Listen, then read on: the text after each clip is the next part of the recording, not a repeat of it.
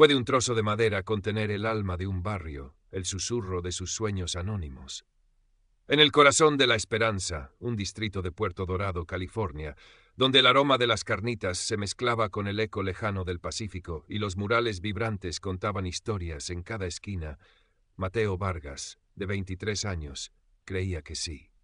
Su taller, un garaje reconvertido cuyo alquiler consumía la mayor parte de sus escasos ingresos, era un santuario de polvo de cedro y virutas de pino.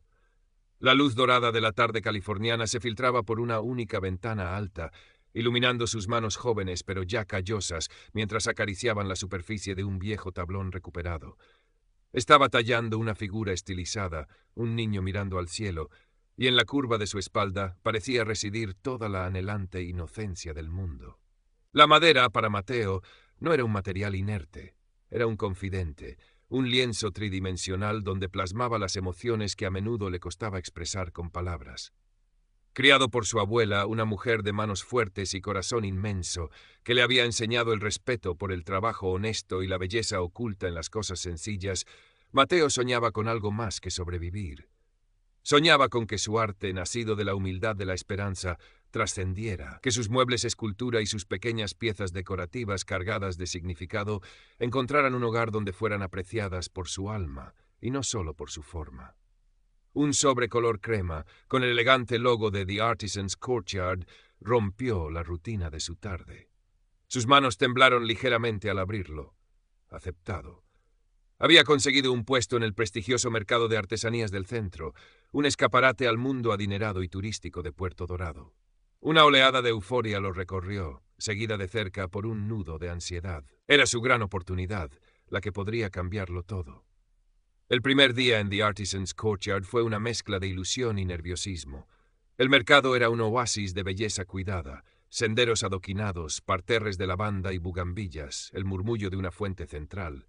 Montó su puesto con esmero, cada pieza de madera pulida hasta brillar, cada etiqueta escrita a mano con caligrafía cuidadosa. Entonces lo vio.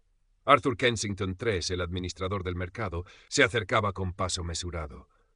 Era un hombre de unos 55 años, de cabello rubio ceniza ralo pero peinado con esmero, vestido con un blazer de tweed que parecía fuera de lugar bajo el sol californiano. Sus ojos azules, pequeños y fríos, recorrieron el puesto de Mateo con una lentitud que erizaba la piel. «Vargas, ¿verdad?», dijo Kensington, su voz con un timbre nasal y una entonación que destilaba superioridad. «Interesante. Propuesta. Veremos cómo encaja con la estética general del Courtyard». No hubo una sonrisa, solo una ceja arqueada que pareció juzgar no solo su trabajo, sino su misma existencia en aquel lugar. Mateo tragó saliva y asintió, intentando una sonrisa profesional que se sintió torpe. «Gracias, señor Kensington. Espero que a la gente le guste».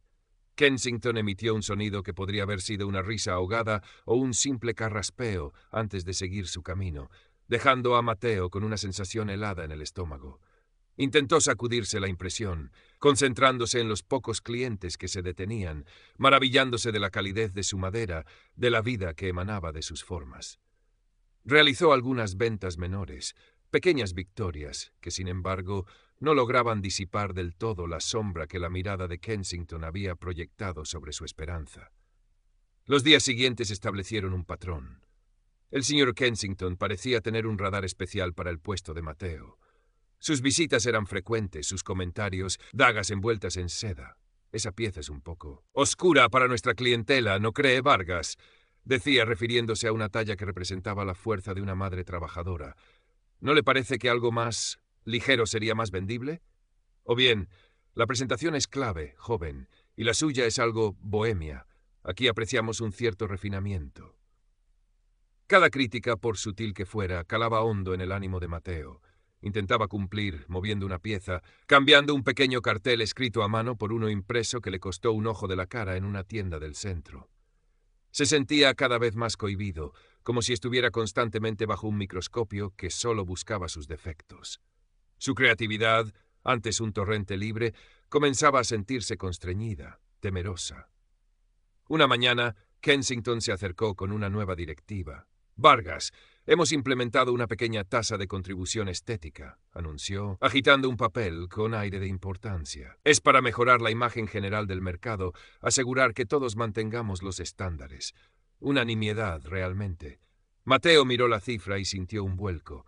Era cualquier cosa menos una nimiedad para él. Preguntó, con voz apenas audible, si todos los vendedores debían pagarla. Kensington lo miró como si hubiera dicho una estupidez. Por supuesto, todos los que se benefician del prestigio del Courtyard. Pero Mateo había hablado con algunos otros artesanos. Nadie más parecía haber oído hablar de esa tasa. La presión económica se sumó a la emocional.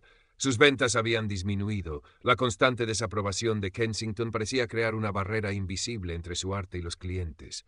Empezó a dudar de su talento, a preguntarse si realmente pertenecía a un lugar como The Artisan's Courtyard. Quizás Kensington tenía razón. Quizás su arte, nacido de la tierra y la lucha de la esperanza, era demasiado tosco, demasiado real para aquel escaparate de perfección pulida. La idea de abandonar, de volver a la relativa seguridad anónima de su garaje, comenzó a susurrarle al oído, como una tentación. Un mediodía, mientras Mateo comía un sándwich mustio con la mirada perdida, una voz cálida lo sacó de su ensimismamiento. «Muchacho, pareces llevar el peso del mundo sobre tus hombros». Era Elena Morales, una mujer de unos 60 años cuyo puesto de cerámica, lleno de piezas vibrantes y llenas de carácter, estaba a poca distancia del suyo. Su cabello plateado estaba recogido en un moño práctico, y sus ojos oscuros y vivaces transmitían una mezcla de astucia y bondad. Elena lo invitó a un café de un termo que siempre llevaba consigo. Sentados en unos cajones detrás de su puesto, entre el aroma del barro cocido y las hierbas secas que usaba para sus infusiones, Elena escuchó. Mateo, al principio reacio, terminó desahogando sus frustraciones, la sensación de ser constantemente juzgado e injustamente tratado por Kensington. Elena asintió, sin sorpresa. «Ay, mijo», dijo con un suspiro que contenía años de experiencia. «Ese Kensington es un caso.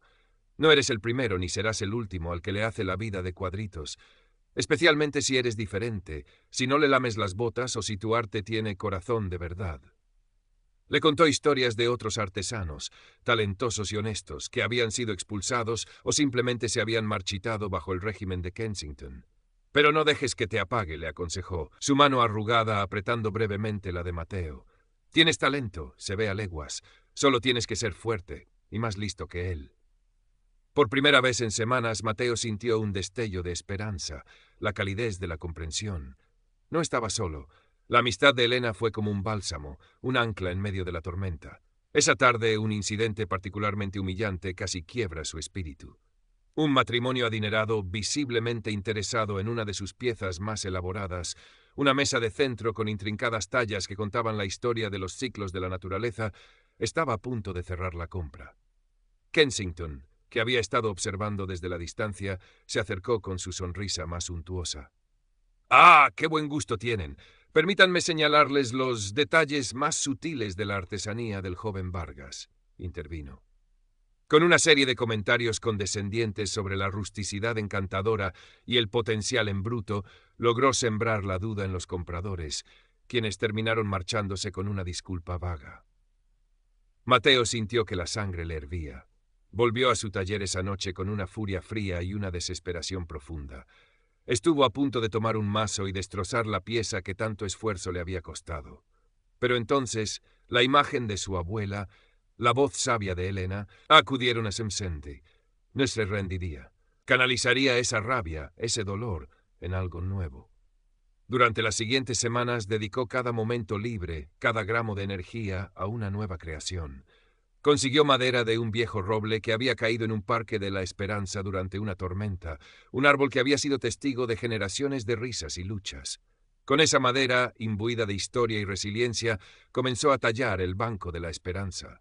No era solo un mueble, era una declaración. En su respaldo, figuras humanas estilizadas, familias, trabajadores, niños jugando, se entrelazaban con ramas robustas, simbolizando la comunidad, la fuerza y la esperanza inquebrantable de su barrio. Cuando lo llevó al mercado, incluso él se sorprendió del impacto que causó. Era una pieza imponente, llena de una belleza cruda y honesta que contrastaba con la pulcritud a menudo impersonal de otros puestos.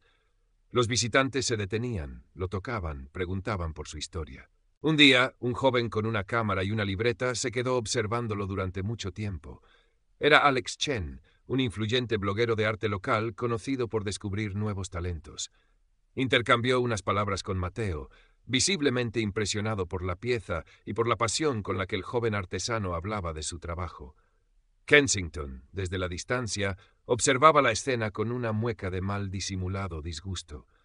La atención que recibía Mateo, especialmente de alguien como Alex, era una afrenta directa a su control.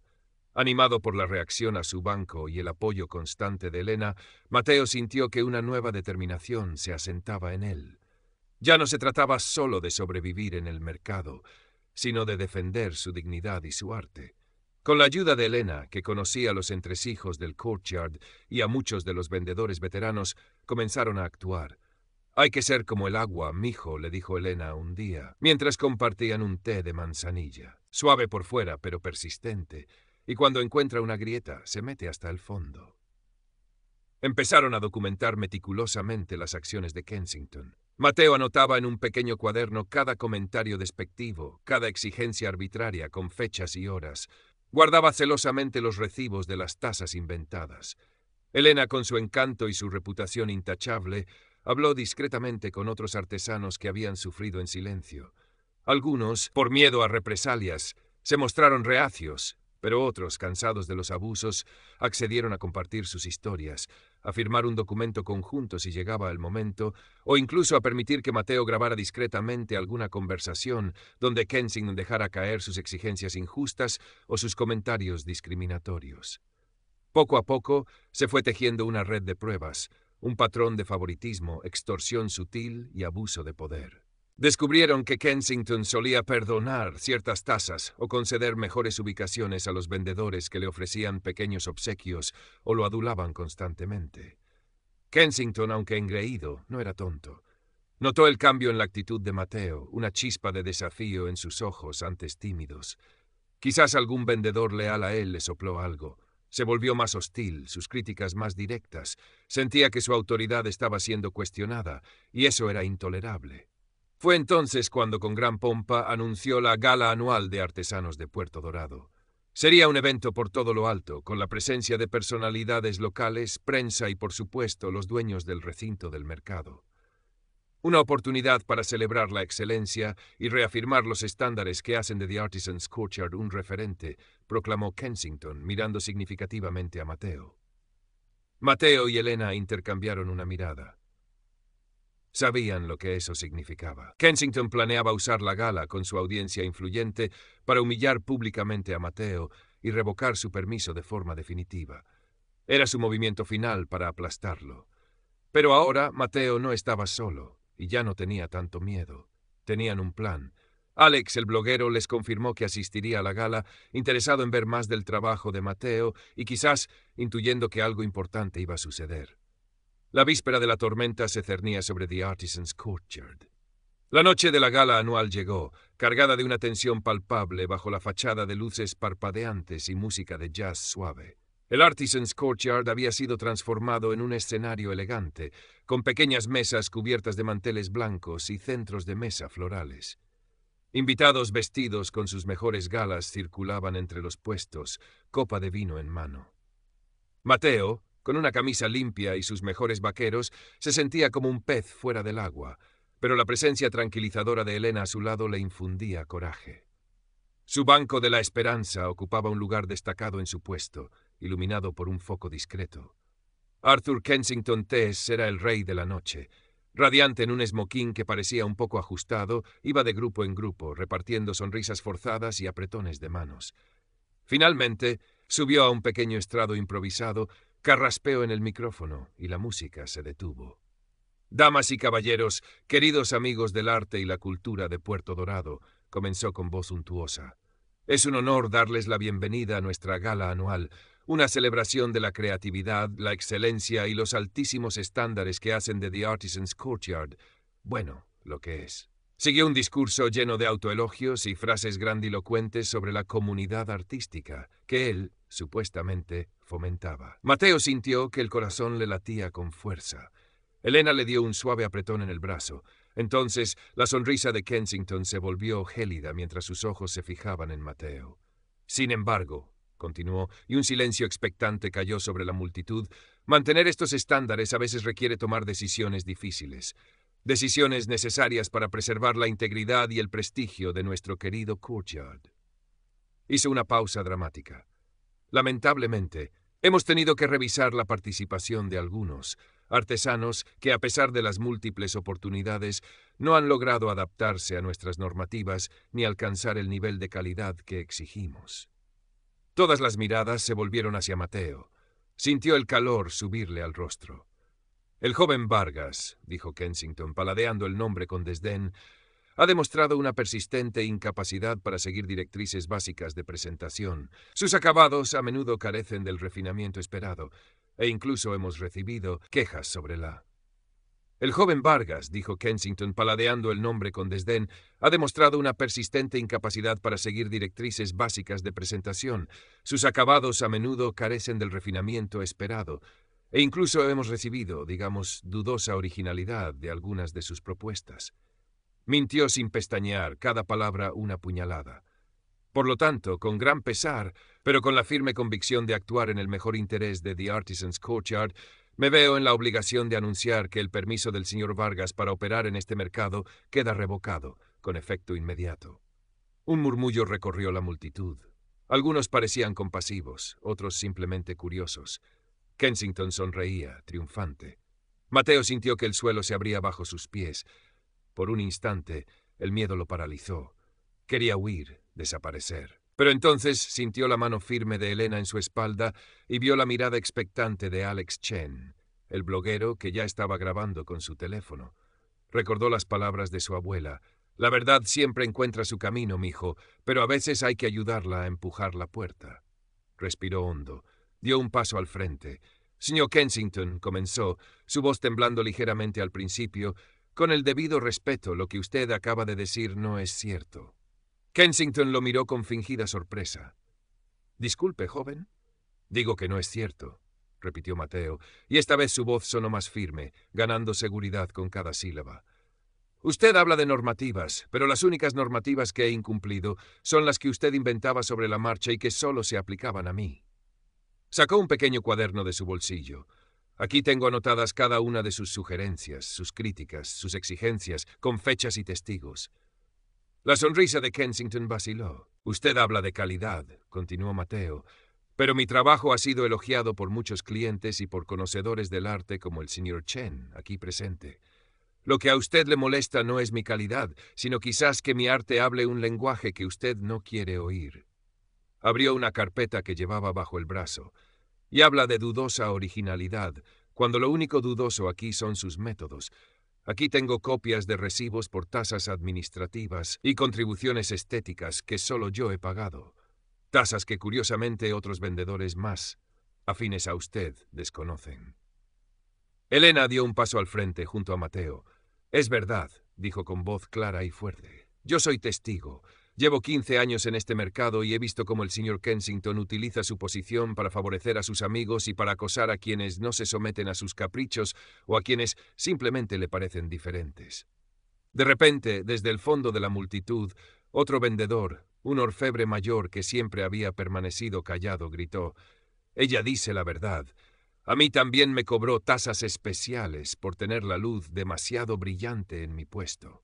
Otro más se sumó: «Y a mí me amenazó con cambiarme a la peor zona del mercado si no le regalaba una de mis piezas para su esposa». El murmullo se convirtió en un clamor. Alex Chen enfocaba su teléfono hacia Kensington, cuya palidez era ahora cadavérica. Su arrogancia se había desvanecido, reemplazada por una expresión de pánico. Intentó farfullar algo sobre malentendidos y vendedores resentidos, pero su voz se perdió entre las acusaciones.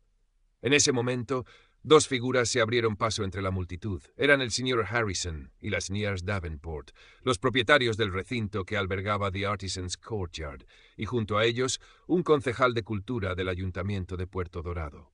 Sus rostros eran la imagen de la severidad. Habían escuchado suficiente. La gala terminó abruptamente. El señor Harrison tomó el micrófono y con voz grave anunció la suspensión inmediata de Arthur Kensington III de todas sus funciones como administrador, pendiente de una investigación exhaustiva. La palabra investigación sonó como una sentencia. Kensington, balbuceando incoherencias, fue escoltado discretamente hacia una salida lateral. Su reinado de terror había terminado. En medio del revuelo, Mateo se vio rodeado. Elena lo abrazó con fuerza, sus ojos brillantes de orgullo. Otros vendedores se acercaron a estrecharle la mano, a agradecerle su valentía. Alex Chen le pidió una entrevista exclusiva para su blog. La historia de cómo un joven artesano talló la justicia en Puerto Dorado, dijo Alex con una sonrisa cómplice. Esa misma noche, el Banco de la Esperanza, que había permanecido como un testigo silencioso de todo el drama, fue adquirido por un conocido coleccionista de arte de San Francisco, quien dijo valorar no solo la belleza de la pieza, sino la poderosa historia de resiliencia y comunidad que encarnaba.